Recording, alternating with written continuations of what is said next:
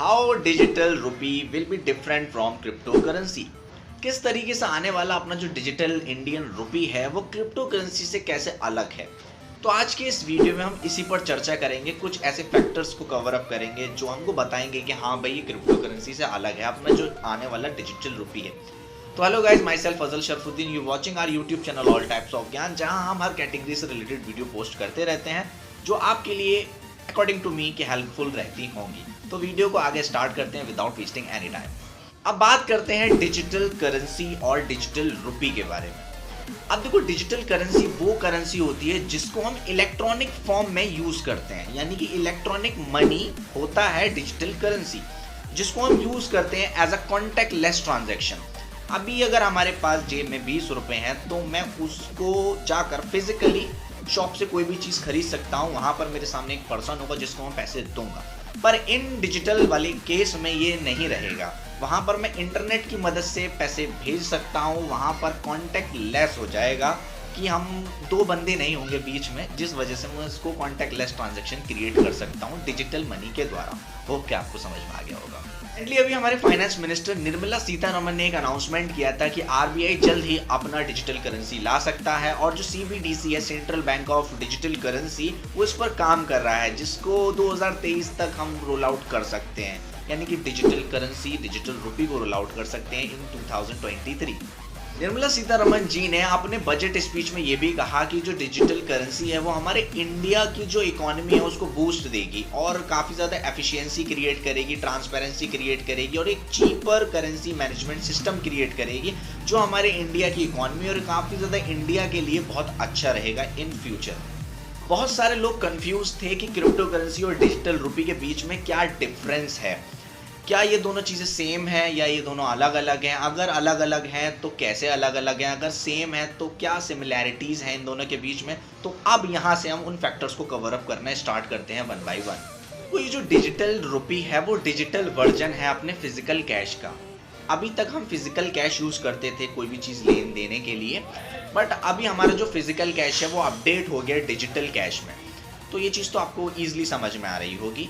अब ये जो डिजिटल करेंसी है इसको रेगुलेट करता है आरबीआई, इसको बैकअप देता है आरबीआई, और पेमेंट क्लास बिल्कुल कुछ भी खरीदो बेको मानेगा, आरबीआई कहेगा हाँ तुम खरीदो, हम बोल रहे हैं ना क्योंकि हम यहाँ के सेंट्रल बैंक में हैं, ठीक है। तो ये चीज़ यहाँ से समझने की कोशिश करो। पर इन केस क्रिप्टोज यहाँ पर कोई रेगुलेशन नहीं है, कोई बैंक अथॉरिटी नहीं देता कि हाँ भाई हम ले लेंगे, तुम बिटकॉइन में हमको पैसे दे देना या एथेरियम में दे देना।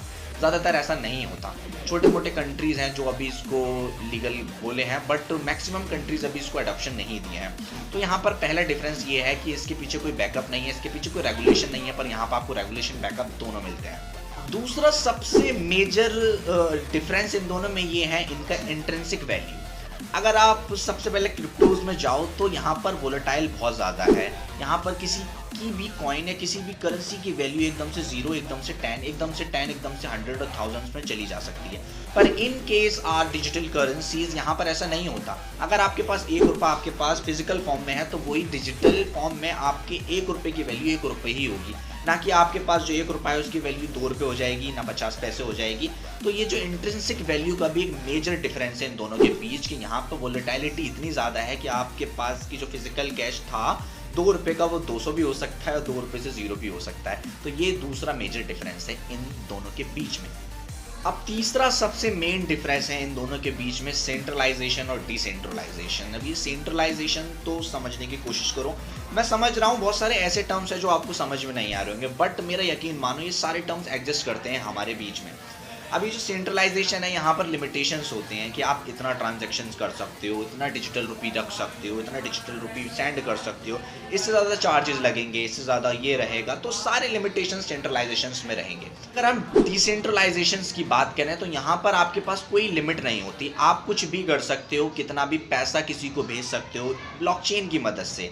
यहाँ पर आप ट्रैक नहीं किए जा सकते इन केस यहाँ पर सेंट्रलाइजेशन में आपका डेटा ट्रैक होता रहता है, क्योंकि यहाँ पर एक मेजर इंस्टीट्यूट है जो आपको बैकअप कर रहा है कि अगर कोई प्रॉब्लम होती है तो आप हमारे पास आना। पर इन केस ब्लॉकचेन वाले डिसेंट्रलाइजेशन वाले केस में यहाँ पर आपको कोई लिमिट नहीं है, कुछ भी करो, कितना भी ट्रांजेक्शन करना है, यहाँ पर कोई ट्रैक नहीं कर सकता आपको। ब्लॉकचेन पर आपका डेटा रहेगा कि इस ट्रांजेक्शन आईडी से इतना ट्रांजेक्शन किया गया है A to B, B to C। पर हाँ, यहाँ पर आपका पैसा वगैरह खो भी जाता है तो भी आप किसी को ब्लेम नहीं कर सकते, बिकॉज यहाँ पर कोई रेगुलेशन नहीं है।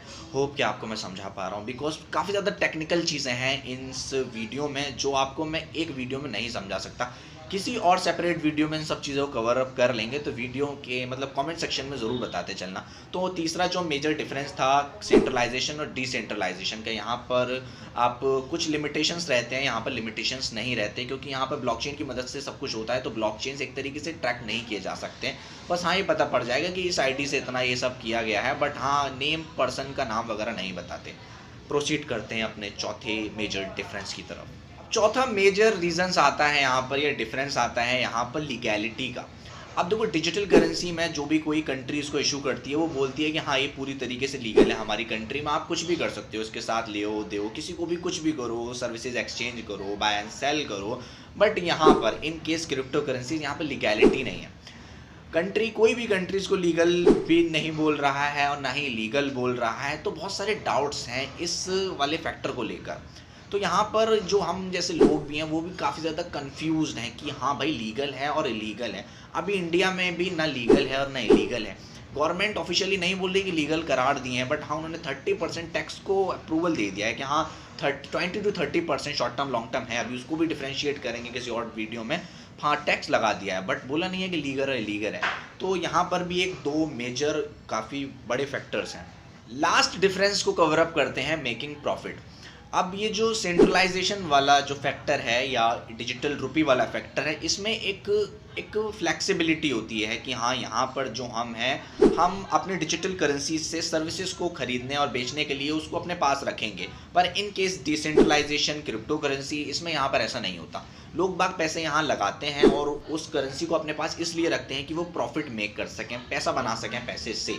क्योंकि आज वो कोई कॉइन, कोई करेंसी खरीदते हैं तो वो चांसेस होते हैं कि वो वोलेटाइलाइजेशन काफ़ी ज़्यादा है कि आपके पैसे एक दिन में दुगने हो सकते हैं। 3x 4x 5x 10x 100x कितने भी हो सकते हैं।